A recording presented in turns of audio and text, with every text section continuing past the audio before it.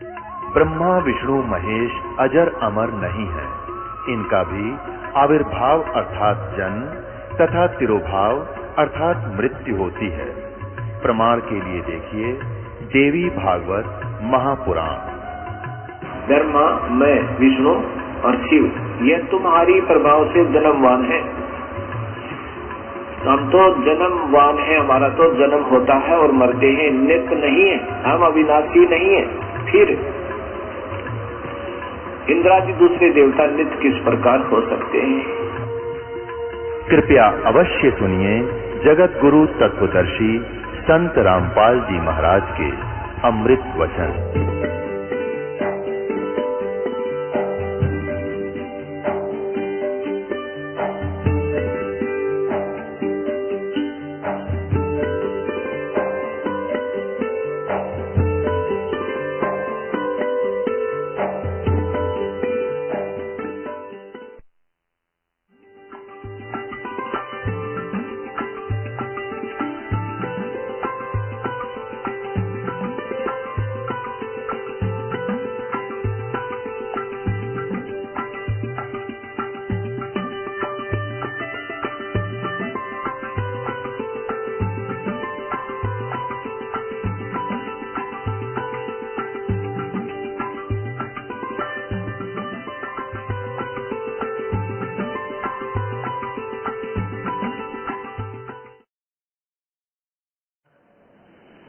तो हम इस काल के लोक में ये अन्य साधना करके इतने दुखी हैं। इस काल की जो इस माया के नशे में एक कोठी बना ली, एक कार ले ली, बस इस सब चौड़ा हो गया। फिर बयान मट्टी, घर में शांति नहीं, मन में शांति नहीं, कितना कुछ हो रहा है, कितना कुछ हो रहा है, किसी टांग कट गई कोई है, कहते तू फिर भी नहीं होगा। मौज माच रही है। जैसे कोर्ट में कचहरियों में दो मित्र मिले रिश्तेदार, हाथ मिलाते हैं और क्या हाल है, अकबर ठीक ठाक मौज हो रही है। और कोर्ट में और मौज की कौन सी गिनती। महादुखी प्राणी जाते हैं कोर्ट में और घी बंधी रहे, कोई किसी ने सुख का सांस नहीं बजाने के बाद। पता नहीं वकील आजा होगा कि नहीं, कदे गवाही हो जा, हे भगवान कदे सजा हो जा, है कदे गवाह मुकर जा मेरा। तो इस तरह की 100 झंझट मन में लिए भी हाथ हैंड शेक करते हैं। क्या अलग मौज हो रही है। या कैन ठोठा पे मौज है, हाथ मिलाओ इतना कैन कहा जाता है। उसके बाद आग लगी पड़ी सब कहे। तो परमात्मा कहते हैं तुम इतने दुखी हो यहाँ पर और फिर भी सन सुख मान रहे हो। कहते झूठे सुख को सुख का है ये मान रहा मनमोद, ये सकल जमीना काल का कुछ मुख में कुछ को। अब क्या बताते हैं परमात्मा, कबीर ये माया अटपटी भाई सब गट आन अड़ी, और किस किस न समझाऊं या तो कुआ बांग पड़ी। अब क्या बताते हैं परमात्मा, ये संसार समझदा नाही, कहंदा श्याम दोपहरे नु। जेठ में इसी धूप में जलन लग रहे हैं, अन्यों क्या बस श्याम है, कोई दिक्कत नहीं, कोई परेशानी नहीं है। यानी दोपहर को तुम शाम मान रहे हो। और फिर क्या बताते हैं, गरीबदास ये वक्त जात है, रोग इस पैरे नो। ये मनुष्य जीवन एक बार हाथ तो छूट गया ना, फिर कुत्ते बढ़कर ऊपर न मुंह कर रोया करोगे। आपने देखे होंगे रात में कुत्ते रोते, हमने खूब देख रखे। अब पता लग गया कि ये क्यों रो रहे हैं। कई बार बिल्कुल आत्मा से कुत्ते रोते, ऊपर न मुंह करके। वो भौंकते हैं वो अलग चीज है, लेकिन वो कई बार रोते हैं। इस आत्मा को वो याद आती है तेरे के अंदर बुद्धि बन गई और तूने यू के करा, ऊपर न मुंह करके रोते वो परमात्मा की तरफ। तो पुण्यात्मा थी, भक्ति की होगी कभी किसी जन्म में, वह मलाई खाली कदे राजा बन के, कदे महाराजा बन के, कि तौर बकवाद गड़ के, घुटी शूटी ला के, अरे कुत्ता बन के खड़ा हो गया। तो परमात्मा कहते हैं गरीबदास ये वक्त जाता रोग इस पैरे नु, इस समय को याद कर करवा करोगे। बोलो सतगुरुदेव।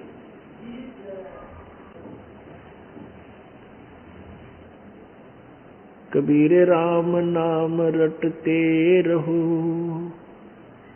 राम नाम रटते रहो, जब तक घट में प्राणी, कब हो तो दीन दयाल के भनक पड़ेगी कान। वो पृथ्वीपति चकवे गए जिनके चक्र चलंत, रावण सरीखे कौन गिने भाई ऐसे गए अनंत। ग्रीव रत्न जड़ाऊ मंदिर है और लख योजन स्थान, साकट सगाना भेटियो चाहे हो इंद्र समान।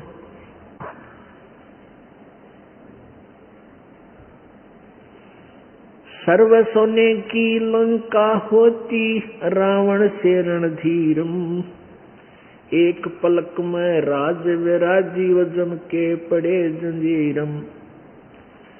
मन तू सुख के सागर बस रे भाई और न ऐसा यस रे।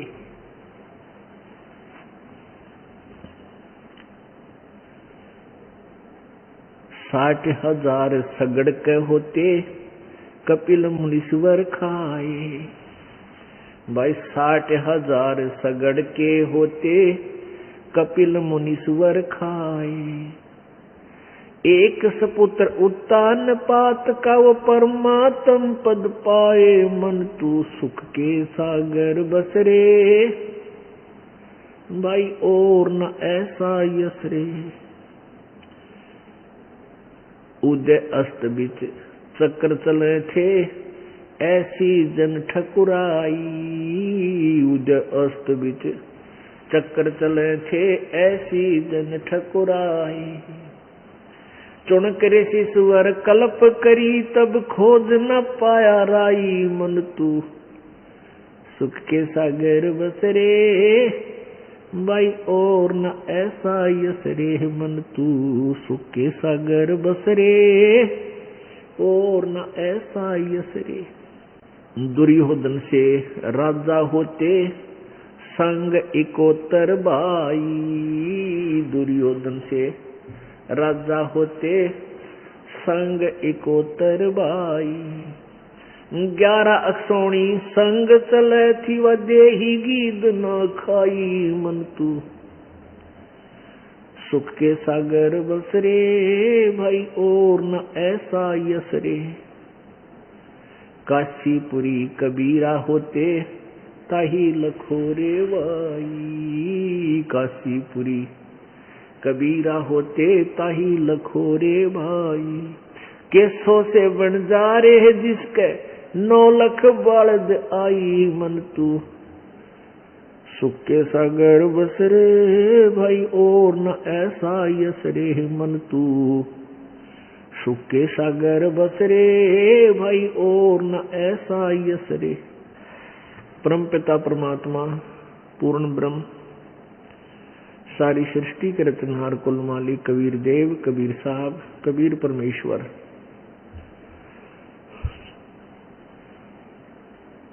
वे अपने सत्यलोक से चलकर इस काल के लोक में आते हैं, अपनी पुण्य आत्माओं को मिलते हैं। हम उन्हें पहचान नहीं पाते क्योंकि हमारा अंतःकरण परमात्मा की के सिद्धांत से परमात्मा की परिभाषा के विपरीत ज्ञान से भरा हुआ होता है। हम परमात्मा को निराकार मानते हैं, यानी सभी धर्मों के जितने भी पवित्र आत्माएं परमात्मा चाहने वाली हैं उनको एक ही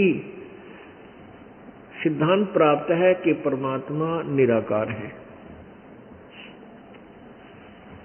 इस कारण से हम प्रभु यहाँ आते हैं, अपनी वही लीला जो भगवान किया करते हैं वो लीला भी कर जाते हैं, हम उन्हें पहचान नहीं सके। अब परमेश्वर की महिमा सदग्रंथों से जब हमने देखा, पवित्र चारों वेदों में, पवित्र पुराणों में, पवित्र गीता जी श्रीमद् भगवत गीता जी में,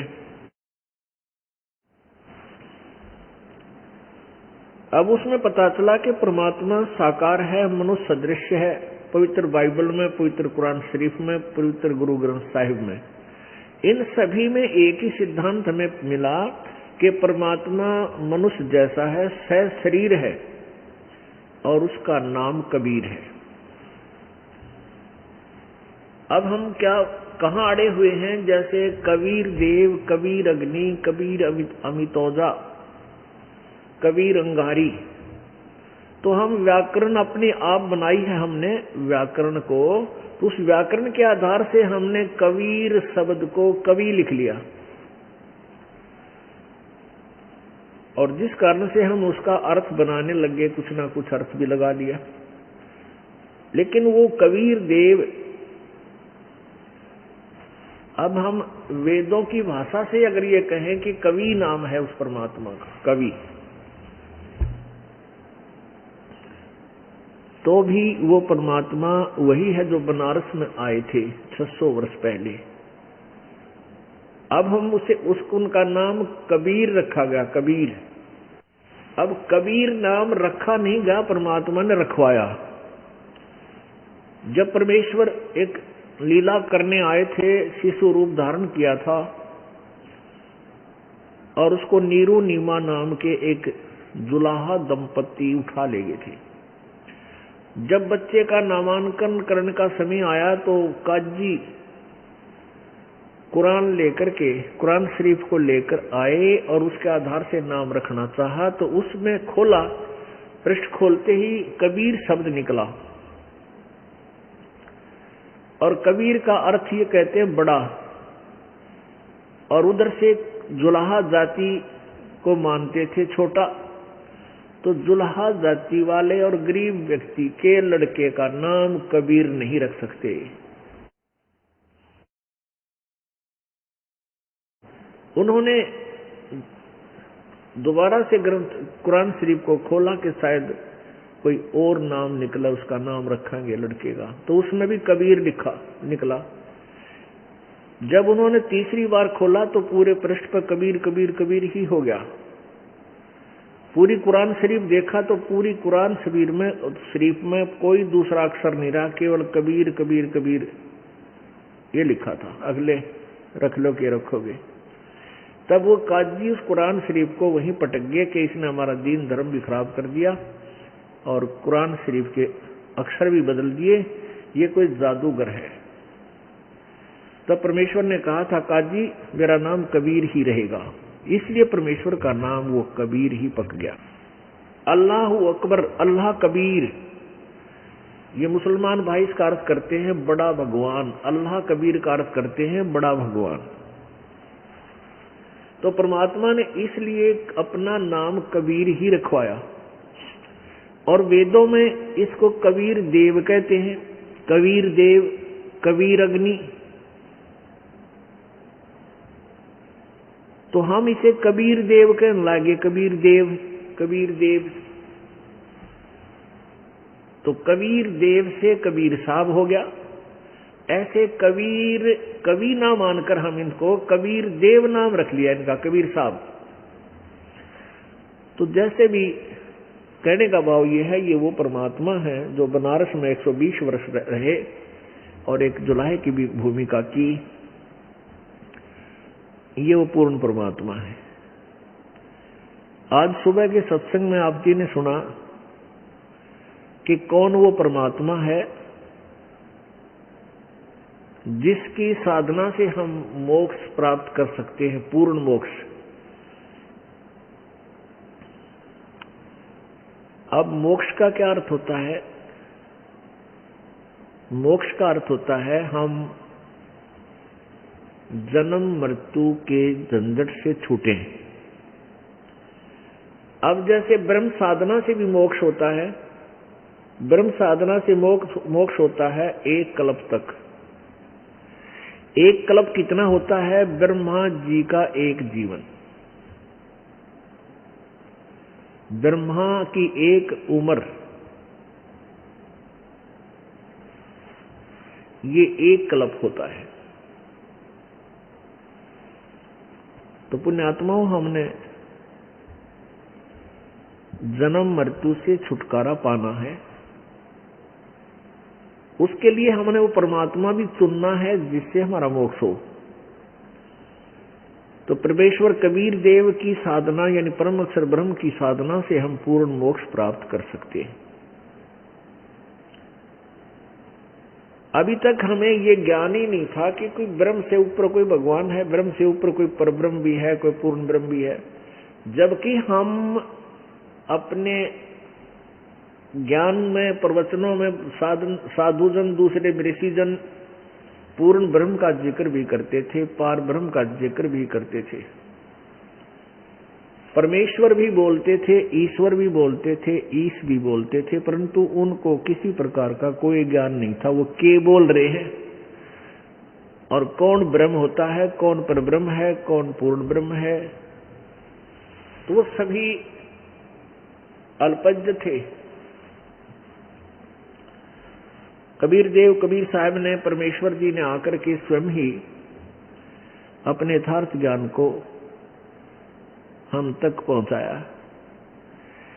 अब इस तत्व ज्ञान को, क्योंकि सुबह आपको बताया था कि काल भगवान को, जो 21 ब्रह्मांड का स्वामी है, ब्रह्मा विष्णु महेश के पिताजी हैं, इसको श्राप लगा हुआ है 1 लाख मानव शरीरधारी प्राणियों के शरीर का नित आहार करने का। इस शरीर को तो हम फूंक देते हैं यहीं पर, या दफना देते हैं, गाड़ देते हैं, जैसे भी इसको 4 दाग के दौरान तहत समाप्त कर देते हैं। अब ये मन में शंका आएगी कि फिर खाता क्या है वो शरीर, तो हम यही समाप्त कर देते हैं, छोड़ जाता प्राणी। इस शरीर के अंदर एक और ऐसा ही एज इट इज शरीर है, ओरिजिनल, यानी सूक्ष्म शरीर बोलते हैं। ये ऊपर कवर है हमारे, जैसे सर्प के ऊपर कैंचुली होती है, सर्प के ऊपर वह कांजली सी होती है, उस सर्प उसमें से निकल जाता है तो वह कांचली जो होती है वह सर्प के आकार की होती है, लेकिन ओरिजिनल सर्प वो कोई और है। ऐसे ही हमारे अंदर जो ओरिजिनल हमारा शरीर है, ओरिजिनल तो नहीं कह सकते, इससे जिसके ऊपर ये चढ़ा हुआ है कवर, ये जो माता पिता से हमें मिलता है, ये स्थूल शरीर कहलाता है। इसके नीचे एक सूक्ष्म शरीर है, तो उसमें ये जीव है, और भी सूक्ष्म कारण, महाकारण, कैवल्य, कई शरीर इसके ऊपर चढ़ा रखे हैं पर आवरण, लेकिन इसके तुरंत बाद सूक्ष्म शरीर है, और उस सूक्ष्म शरीर का आकार मनुष्य सदृश ही है, मनुष्य जैसा ही एज इट इज रहता है। जब तक ये प्राणी दूसरे जीव के, दूसरे प्राणियों के शरीर में नहीं जाता, तब तक इसका शरीर एज इट इज मनुष्य जैसा ही रहता है।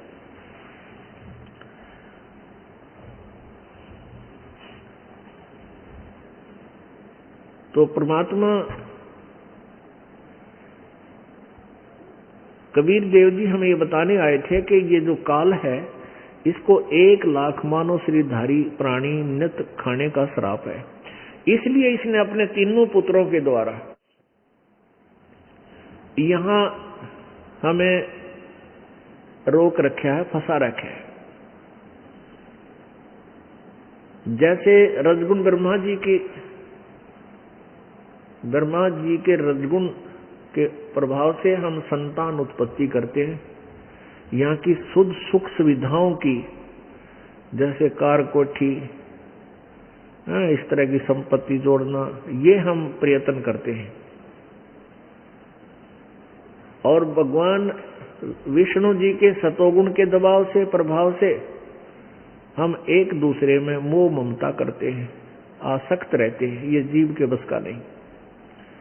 और तीसरे पुत्र तमगुण शिवजी के तमगुण के प्रभाव से हम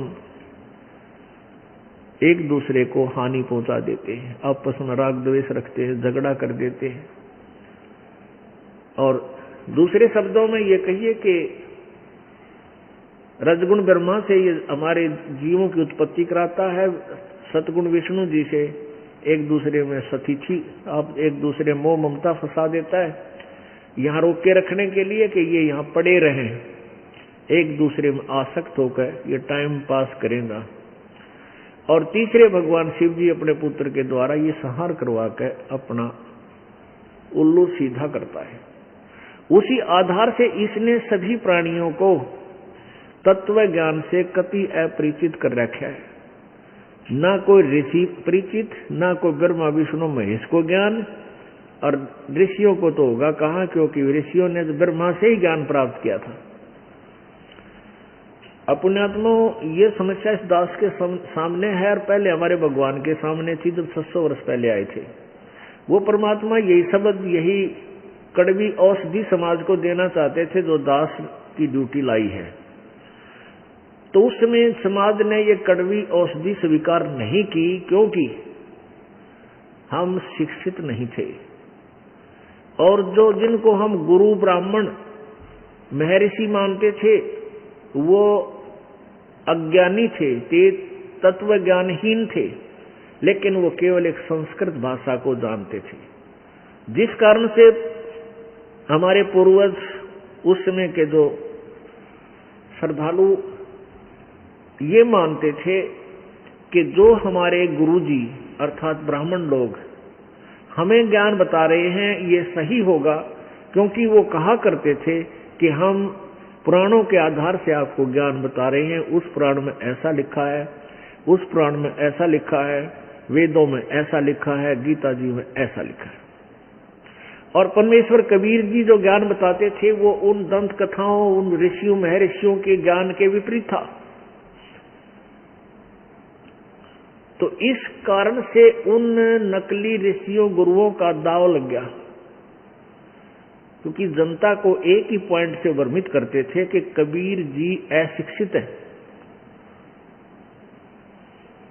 और ये वेदों के बारे में नहीं जानता, ना गीता ना पुराणों के, क्योंकि संस्कृत में लिखे हुए, ये अशिक्षित है, इसलिए ये झूठ बोल रहा है कि ब्रह्मा विष्णु महेश को भी ज्ञान नहीं और ये जन्म मृत्यु में है, इनकी जन्म मृत्यु होती है, और ना ही इन ऋषियों को कोई ज्ञान है। परमात्मा कहते थे मेरे साथ दो भाई मैंने सब जग भूला पाया, मेरे साथ दो भाई मैंने सब जग भूला पाया। इसी भूल में ब्रह्मा भूला जिसने वेद सरसाया, और वेद पढ़ के पंडित भूला मर्म भेद नहीं पाया। इन्होंने वेदों का भेद नहीं पाया। इसी भूल में विष्णु भूला जिन वैष्णव पंथ चलाया, और तीर्थ व्रत का बांध महात्म बहुविध जीव फंसाया। इसी भूल में शंकर भूला जिन एक भिक्षुक पंथ चलाया, सिर पर जटा हाथ में खप्पर और घर घर अलख जगाया। मेरे साथ दो भाई मैंने सब जग भूला पाया।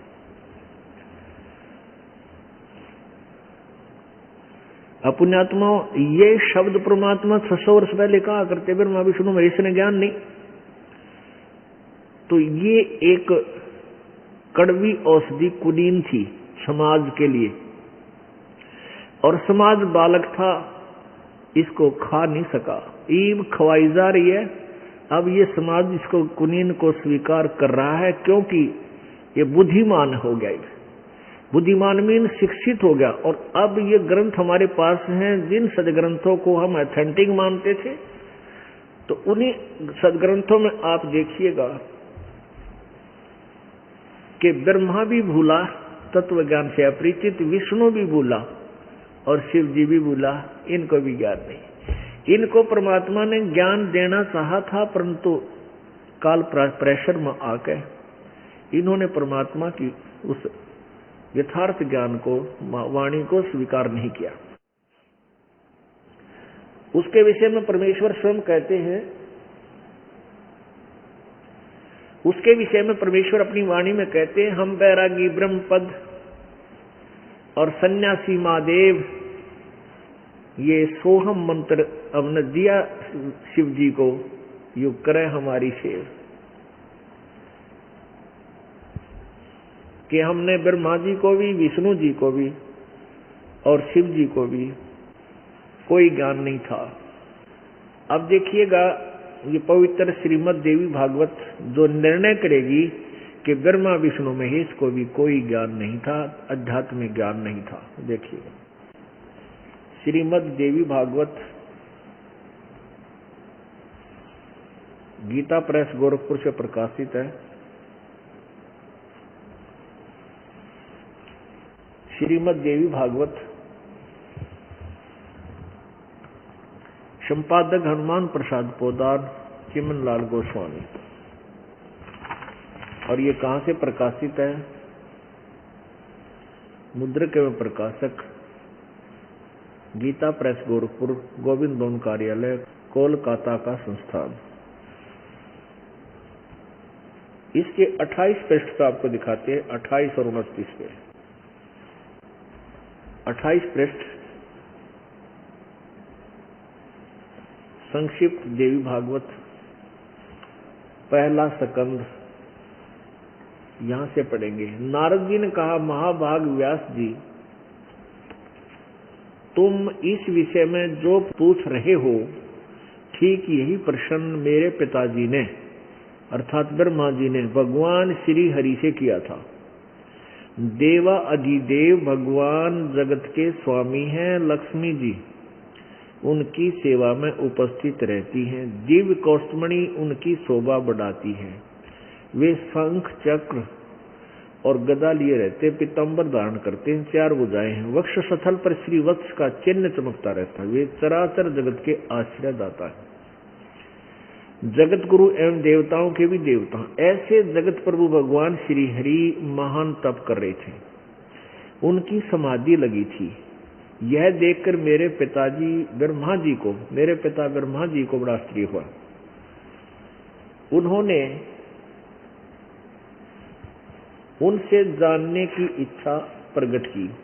ब्रह्मा जी ने पूछा, प्रभु आप देवताओं के अध्यक्ष, जगत के स्वामी, ये विष्णु जी को सब कुछ मान रहे, नारद और ब्रह्मा, भूत भविष्य एवं वर्तमान सभी जीवों के एकमात्र शासक हैं।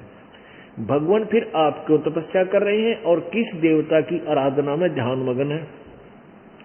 मुझे असीम आश्चर्य ये हो रहा है कि आप देवेश्वर एवं सारे संसार के शासक होते हुए भी समाधि लाए बैठे हैं। अब ब्रह्मा जी के विनीत वचन सुनकर भगवान श्री हरि उनसे कहने लगे, ये पहला स्कंद है, उनसे कहने लगे, ब्राह्मण सावधान होकर सुनो, मैं अपने मन का विचार व्यक्त करता हूँ। देवता दानव और मानव सब यही जानते हैं कि तुम सृष्टि करते हो, मैं पालन करता हूँ और संकर संहार क्या करते, किंतु फिर भी वेद के पारगामी पुरुष अपनी युक्ति से सिद्ध करते हैं कि ये रचने पालने और संहार करने की योग्यता जो हमें मिली है, इसकी अधिष्ठात्री शक्ति देवी है।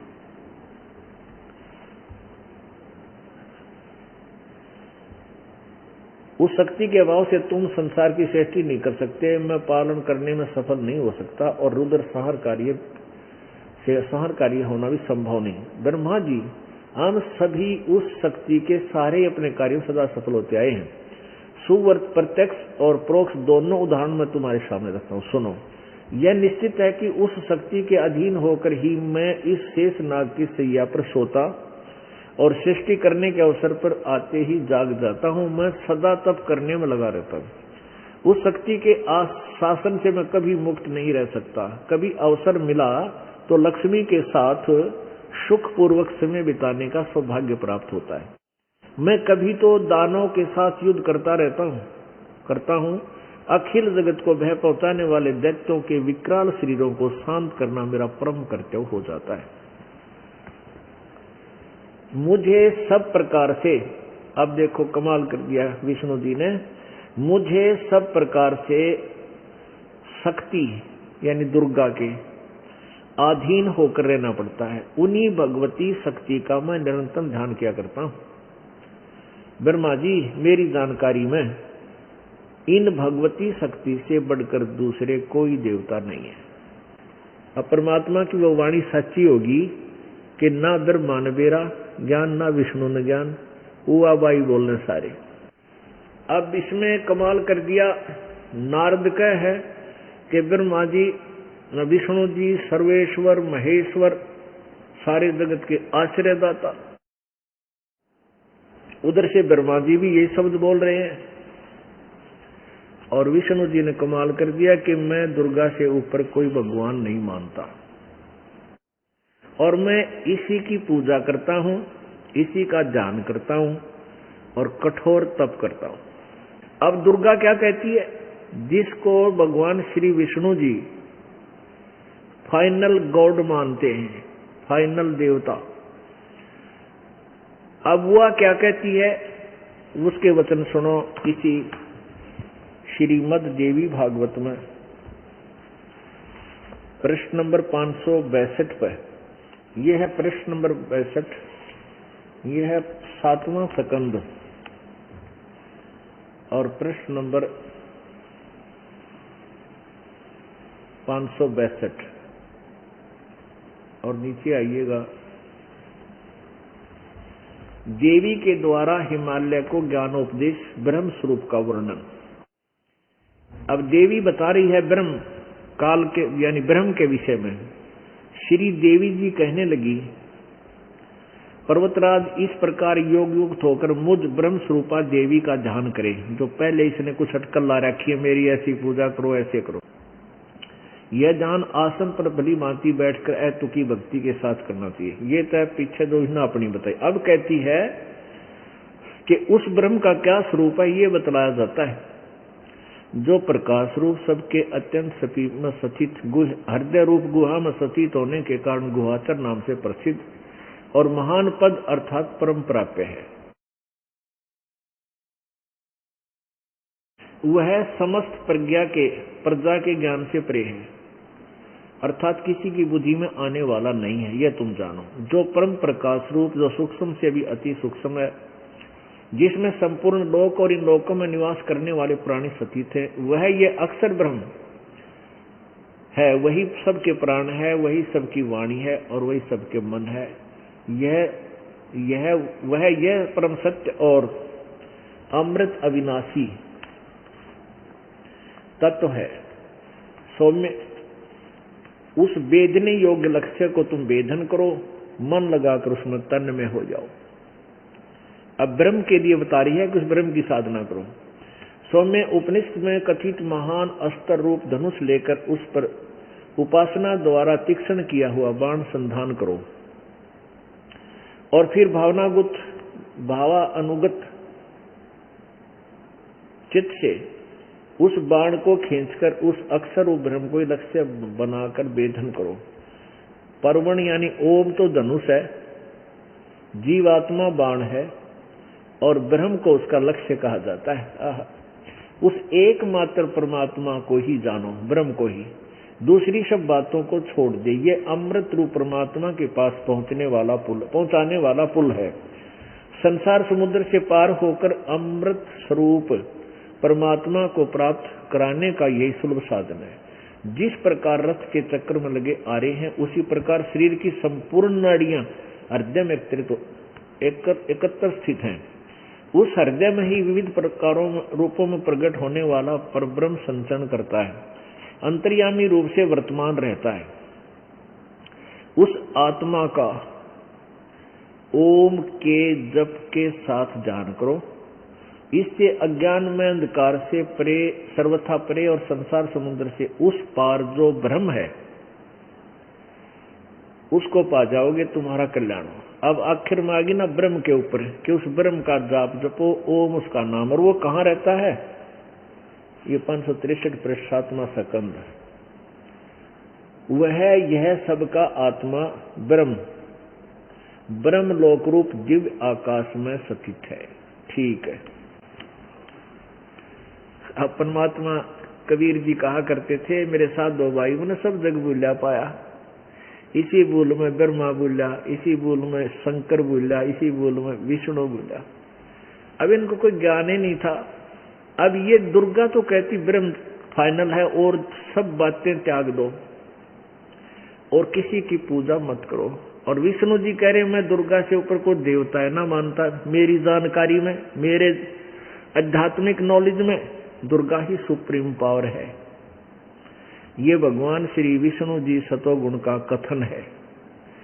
अब ब्रह्म क्या कहता है? गीता जी अध्याय नंबर 8 के श्लोक नंबर 13 में स्वयं कहता है कि मेरा एक ओम अक्षर है, मुझ ब्रह्म का। ओम इति एक अक्षरम ब्रह्म व्यवहारन माम अनुसमरण ये प्रियाति तदन देहम सयाति परमाम गतिम। मुझ ब्रह्म का केवल एक अक्षर ओम है।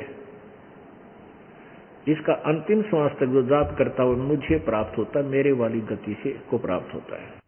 तो इससे भी ये सिद्ध हो गया। और गीता जी अध्याय नंबर 8 ये भी सिद्ध हो गया कि ब्रह्म ही गीता बोल रहा है और उसका ओम ही नाम है। और 8वें अध्याय के 16वें श्लोक में कहा कि ब्रह्मलोक पर्यंत सभी पुनर्वर्ती में। और यहाँ आपने अभी पढ़ा कि देवी बता रही है कि वो सबका आत्मा ब्रह्मलोक में रहता है। अब ब्रह्मलोक में उसको प्राप्त कर जाओगे ओम नाम के जाप से, तो ब्रह्मलोक तक सभी फिर जन्म मृत्यु में है, पूर्ण मोक्ष नहीं है। इसलिए गीता ज्ञानदाता ब्रह्म कहता है कि तू सर्वभाव से उस परमेश्वर की शरण में जा। 18वें अध्याय के 62वें श्लोक में गीता जी में, उसकी कृपा से ही तो परम शांति और शाश्वत स्थान यानी सनातन परम धाम को प्राप्त होगा, सतलोक चला जाएगा, फिर कभी जन्म मृत्यु नहीं होगी। तो पुण्यात्मा परमेश्वर 600 वर्ष पहले आकर के हमें यही बताया करते थे। अभी इन ऋषियों का ज्ञान और देख लीजिए थोड़ा, क्योंकि ये सारा पोचा मारना पड़ेगा, एक पूरा रेग मार सारे बार बार रगड़ा लगाना पड़ेगा, तब ये अज्ञान रूपी अंधकार हमारे हृदय से साफ होगा, वास होगा। अब देखिएगा, यही श्रीमद् देवी भागवत गीता प्रेस गोरखपुर से प्रकाशित है। इसके 6ठे स्कंद में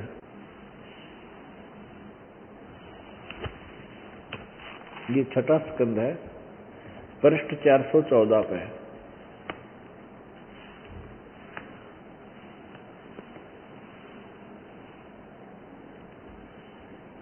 जन्मेजय ने पूछा महाभाग किस युग में, व्यास जी से पूछा किस युग में कैसा धर्म का स्वरूप है, इस संपूर्ण विषय को विशेष रूप से बताने की कृपा कीजिए। व्यास जी बोले, ये राइटर है चारों वेदों का, व्यास जी चारों पवित्र वेदों का, पवित्र गीता जी का, पवित्र 18 पुराणों का ये राइटर है, लेखक। अब व्यास जी कह रहे हैं, राजन यह निश्चय है कि सतयुग में ब्राह्मण वेद के पूर्ण विद्वान थे।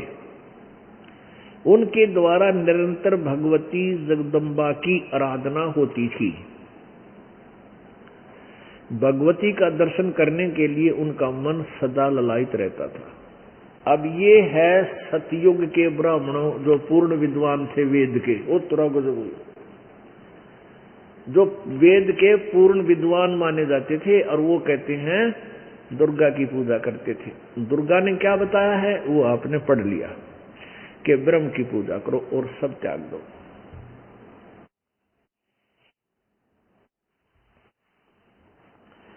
कबीर इस संसार को समझाऊं के बारे, ये पूछ पकड़ के भेड़ की ही उतरा चावे पार। भेड़ पूछ को पंडित पकड़ाए बादो नदी बिहंगा, गरीब दास वो भवजल डूबे नहीं साध सत्संगा। परमेश्वर कबीर जी तथा उन्हीं की प्रिय आत्मा, उनसे के ज्ञान से परिचित हो जाने के उपरांत आदरणीय गरीबदास साहिब जी एक ही ज्ञान प्रचार हमें ज्ञान बता रहे हैं। परमात्मा कह रहे हैं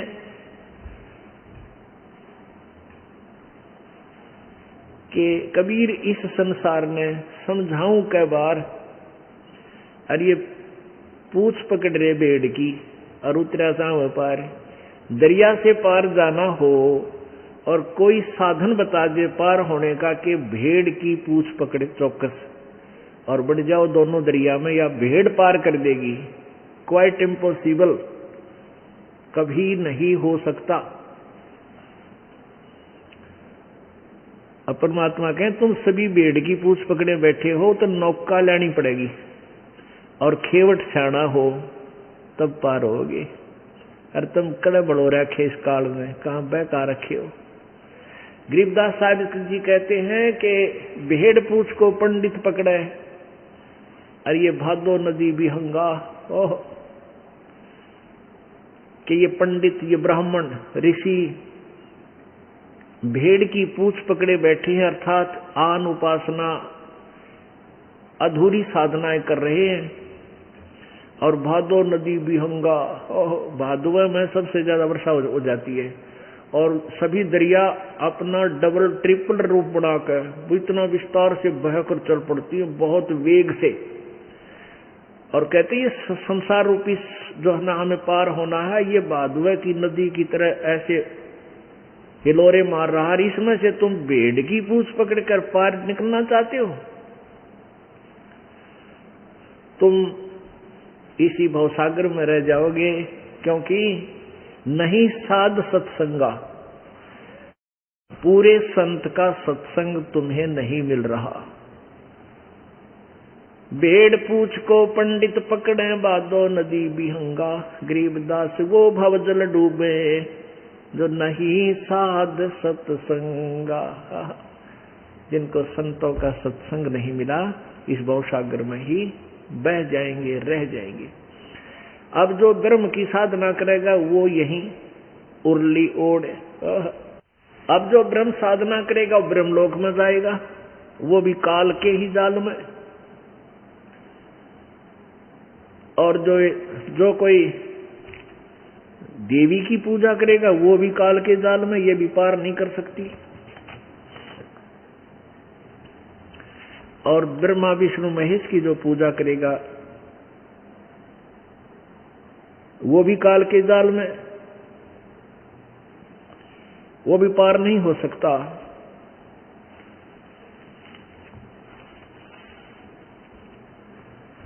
तो फिर पार कौन होगा बताते हैं। इसलिए गरीबदास साहिब जी बताना चाहते हैं, कोई है रे परले पार का जो भेद कहे झनकार का। अब जैसे ये पंथ चल रहे हैं 2-3, ये क्या क्रिया बताओ हैं, आंख कान बंद करके और इसमें सुनो, आवाजें आवेंगी, घंटी सी बाजेंगी, कि तो शंख बाजेगा, कि तो और आवाज आवेंगी। तो ये अनहद धुन सुनो और इससे तुम पार हो जाओगे। अनहद जो धुन है, अनहद नाद है, उसको सुनते ही तुम समझो अपने आप को पार समझ लो। अब क्या बताते हैं कि कोई पूर्ण संत बतावेगा, क्योंकि कबीर परमेश्वर जी ने अपने अमृतवाणी में करने नो दीदार महल में प्यारा है, एक परमेश्वर का पद है, शब्द है।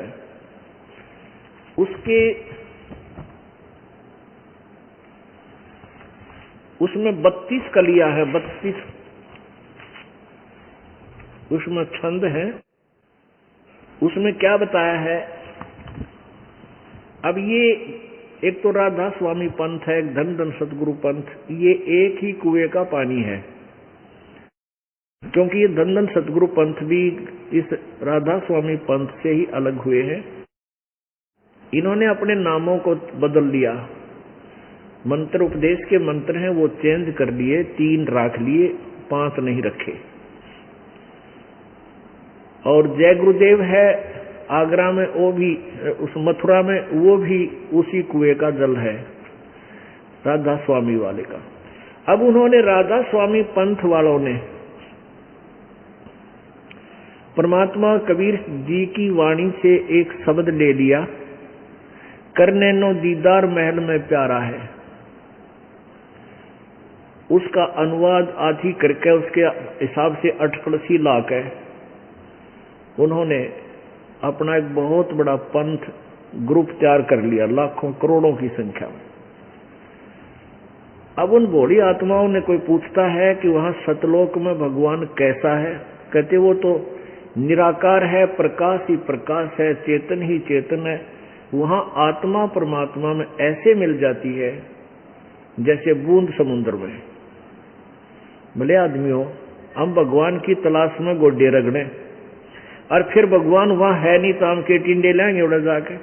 हम परमात्मा के लिए भटक रहे हैं, उसको टो रहे हैं, परमात्मा मिलेगा, उसके दर्शन कराएंगे, अपने दुख रोवाएंगे बैठ के, भगवान है उसके साथ रहेंगे, हम भूल जाएंगे सब दुखों को। और वह भगवान है नहीं तो इसे अनाथ यहाँ पर ऐसे अनाथ हुआ पर फिर वहां के करांगे जाके, समुद्र में डूब कर मरना है हमने, उसमें मिल जाना नहीं। ऐसी गलती को मूर्ख वैसे करे। अब जबकि करने नो दीदार महल में प्यारा, उसमें कितनी प्यारी बात कही है। अब क्या बताते हैं, लास्ट की कली है 25 नंबर छंद है कि सोडस बानु हंस को रूपा, बिना सत धुन बजे अनूपा, हंसा करत चवर सिर भूपा, वो सत्य पुरुष दरबारा है। परमात्मा कह रहे हैं, तरतीवाइज लाए हैं ये कहते हुए कि जब ये हंस, ये जीव आत्मा सतलोक चली जाएगी, उसमें इसके शरीर का तेज 16 सूर्य के प्रकाश के तुल्य हो जाएगा, इतना नूर बन जाएगा इसका। और वह अपने भूप माने मालिक, राजा, स्वामी, कबीर भगवान सतपुरुष के सिर पे संवर करेगी सतलोक में जाके। अरे भले आदमियों, तुम इतना भी नहीं समझ सके, रोड बड़ा पंथ चला दिया, करोड़ों जीव बरमा दिए, राधा स्वामी आड़ो थोड़ा कित बेड़ा गर्क होगा, तुमने जुल्म कर दिया, इस अज्ञात भोली आत्माओं को भ्रमित कर दिया। उसमें स्पष्ट लिख रखा है कि वहां भगवान साकार है, उसके सिर पर जाकर के ये आत्मा चवर करेगी। जब भगवान उधर है ही नहीं, प्रकाश ही प्रकाश है, और उसमें आत्मा मिल जाएगी, तो चवर किस पर करेगी, ये भी ना समझ सके वो।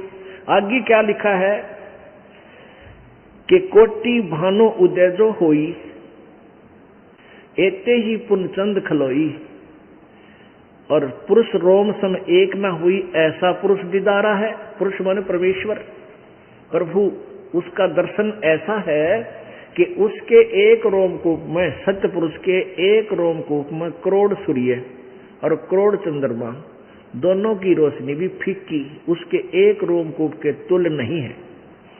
और ऐसा सत्य पुरुष दीदारा है, ऐसा उस अविनाशी परमात्मा सत्य पुरुष का दर्शन है, वो न्यू दिखाए। जब रोमकूप है तो रोमकूप कोई निराकार के कितने होंगे, रोमकूप ये जो बाल का छिद्र, इसकी एक की रोशनी इतनी सुंदर, मालिक इतना अच्छा शरीर है अपने प्रभु का। आगे इन्होंने सारे आगे अलख लोक है भाई, सतलोक से ऊपर अलख लोक है। अलख पुरुष की तहाँ ठकुराई, यही परमेश्वर अन्य और रूप बना करके स्वयं ही विराजमान है। अर्बन सूर रोम सब नाही, ऐसा अलख निहारा है कि इसके बाद अलख पुरुष है, अलख लोक है। उस अलख पुरुष लोक में भी अलख पुरुष नाम से यही परमेश्वर रहता है।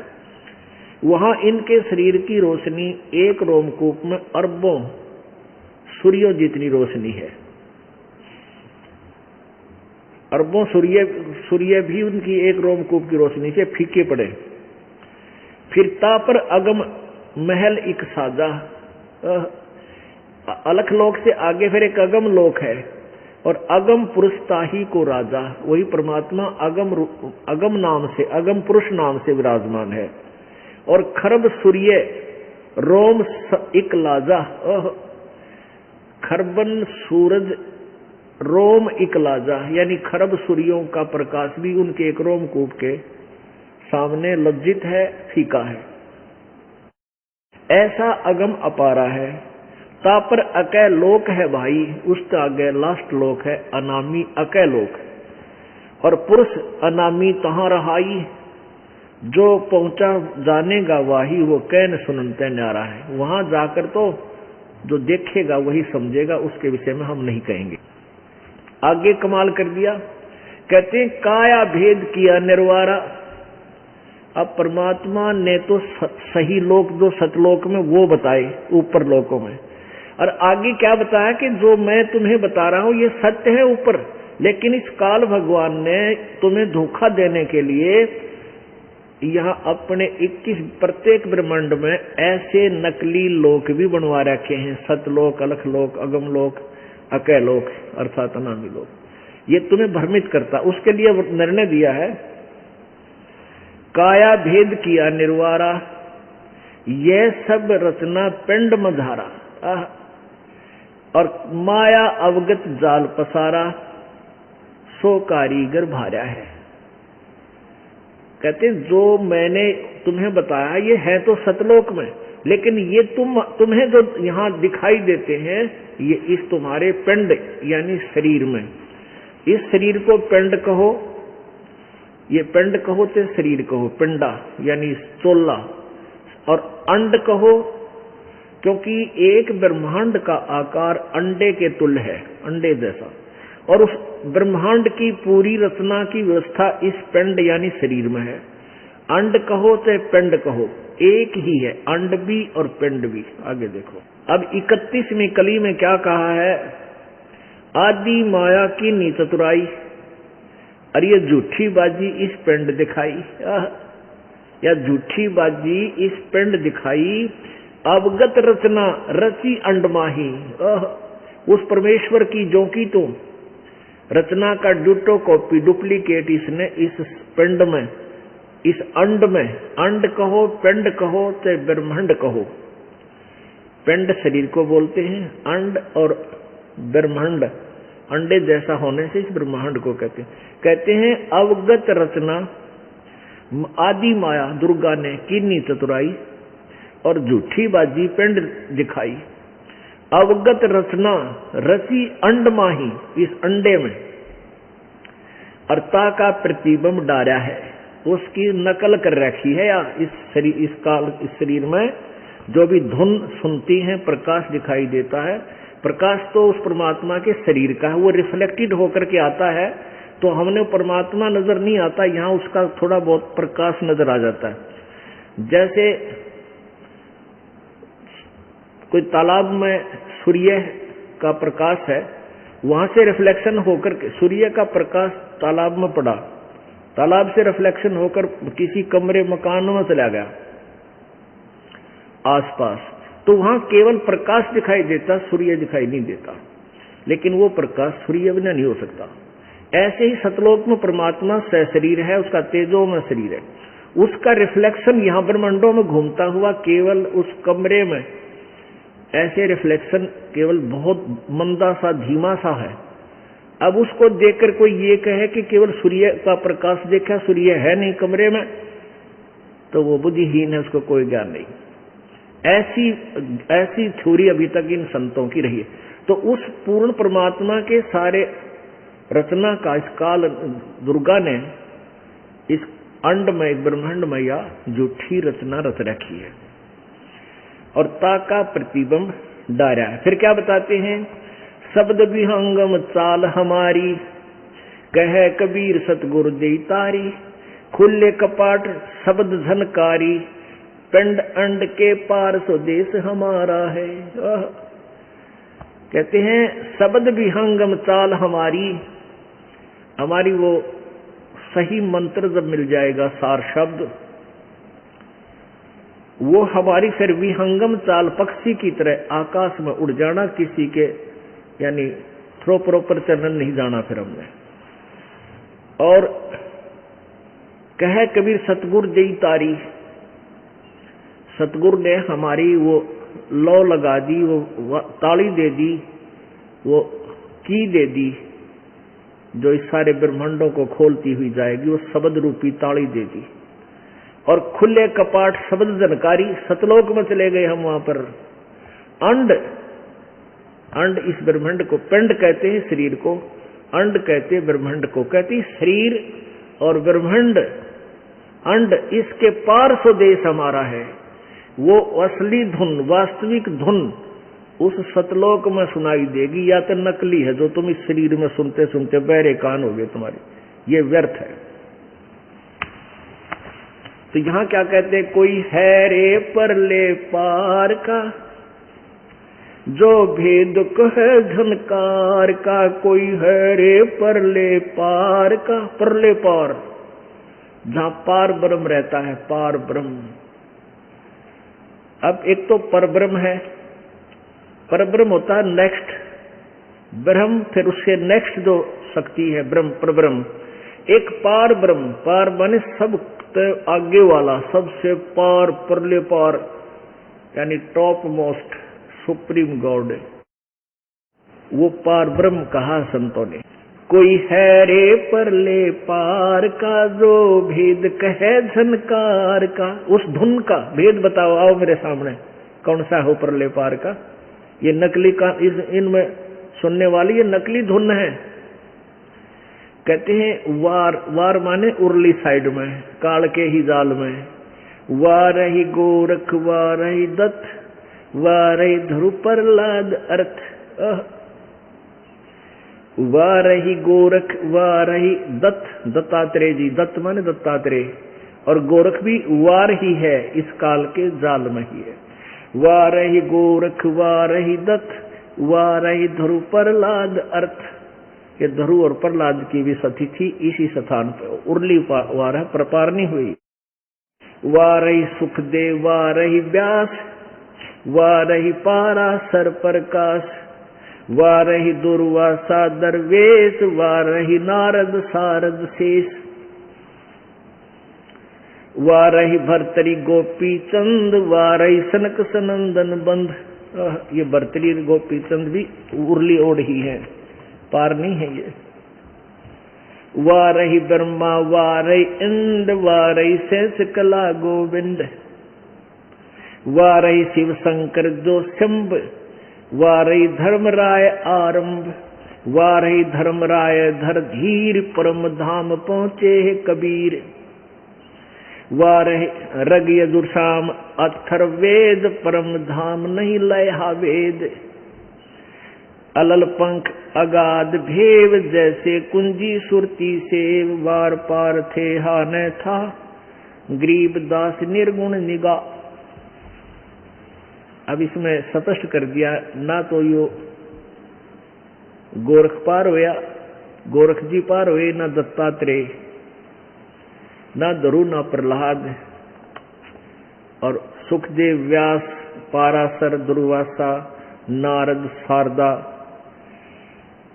गोपीचंद और भर्तृहरि, ये सब सनक सनंदन ब्रह्मा, और ये 1000 कला का भगवान था, यो काल भी वार ही है ब्रह्म, और शिव शंकर भी वार ही है, उर्ली उर्ली और है। परम धाम पहुंचे कबीर। ओह, रग यजुश्याम अथर्ववेद, ये चारों वेद बता दिए। रग यजुर और श्याम अथर्ववेद, अथर्ववेद। परम धाम नहीं लयहा भेद, कि इन चारों वेदों में भी उस परम धाम का ज्ञान, उसके पाने की विधि नहीं है। इनके पढ़ने वालों को भी उस परमेश्वर की यानी परले पार जान की वे ऑफ वर्शिप नहीं है, वहां जाने का मार्ग नहीं है। अब परमात्मा की वो वाणी सिद्ध हो गई, मेरे साधो भाई सब जग भूला पाया। मेरे साधो भाई मोए सब जग भूला पाया।